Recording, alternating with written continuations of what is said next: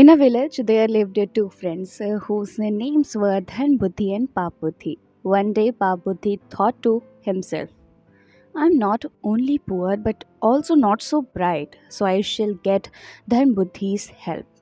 Go with him to another kingdom and make some money. Then I shall cheat him of his share of the fortune and live happily ever after. Hello and welcome to my channel. I'm reading the tales of Panchatantra written by Vishnu Sharma, and today I start reading the story of Dharmbuddhi and Paapbuddhi. And so, after a few days, Paapbuddhi said to Dharmbuddhi, my friend, how are you planning to provide for your old age? Let's go to a foreign country and make money there. Besides, unless you travel abroad, what stories will you tell your grandsons? For a man who has not wandered in different lands and has not learned foreign languages, nor studied various cultures and made himself a fortune is born in vain on this earth. Dhanbuddhi readily agreed to accompany Papudi and carry out his plan. He took leave of his parents and on an auspicious day set out with Papudi on their travels. Through Dhanbuddhi's cleverness, the two of them made a lot of money and after some time returned home extremely pleased with themselves.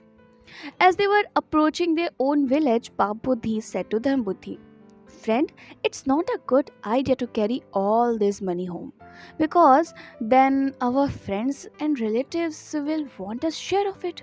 So let us take home only a nominal amount and bury the rest in the jungle. When the necessity arises, we can come back and dig it out, for they say, a clever man does not show off his wealth to anyone, for even the mind of a sage may be shaken by the sight of money. Then Buddhi replied, very well then, we will. And so, after burying most of the money, they returned home with the remainder and lived happily. Some time after, at dead of night, Paputhi went to the jungle, uncovered all the money that was buried there, took it out, and closed the pit as it had been before. Then he returned home with the money. After a few days, Paputhi went to Dharmbuddhi and said, friend, I have a large family, and as a result, my money is all gone. Let's go and fetch us some more money from the place where we buried it. Dharmbuddhi replied, all right then, we will. When the two arrived at the place, they dug up the pit and found the money pot empty.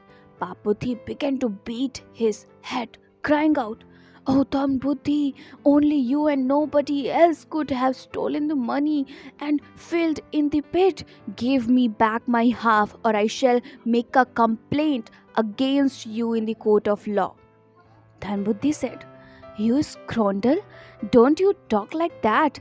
I am indeed Dharmbuddhi. I could never commit such a theft.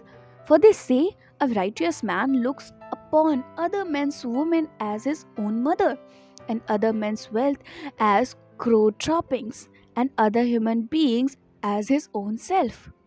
And so, fighting like this, they went to the judges and accused each other. The judges ordered them to submit themselves to trial by fire to find out the truth.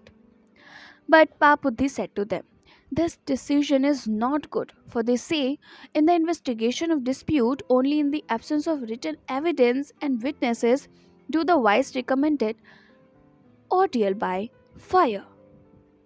Now the goddess in the trees of the jungle nearby will be my witness.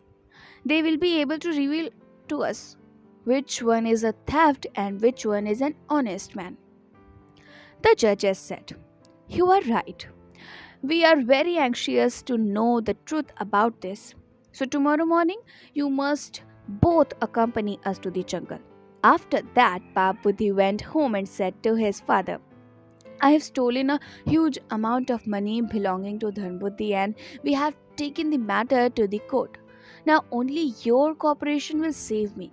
Otherwise, I shall lose not only the money but also my life. The father said, my son, tell me quickly what I can do to save you and make the money secure. Paputhi said, well, In the jungle, there is a shami tree which is hollow inside.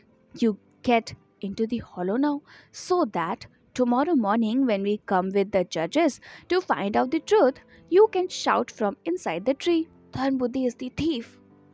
His father agreed to this argument and left immediately. Next morning, Paapbuddhi took an early bath and, accompanied by Dharmbuddhi and the judges, went to the shami tree and asked in a loud voice, "O goddess in the tree, tell us which one is the thief." Immediately, Paapbuddhi's father, hidden inside the hollow of the tree, replied, "Listen, it's Dharmbuddhi who stole the money."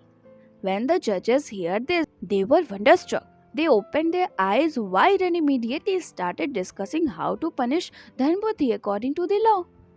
But meanwhile, Dharmbuddhi put a heap of dried leaves and grass in front of the hollow of the tree and set fire to it.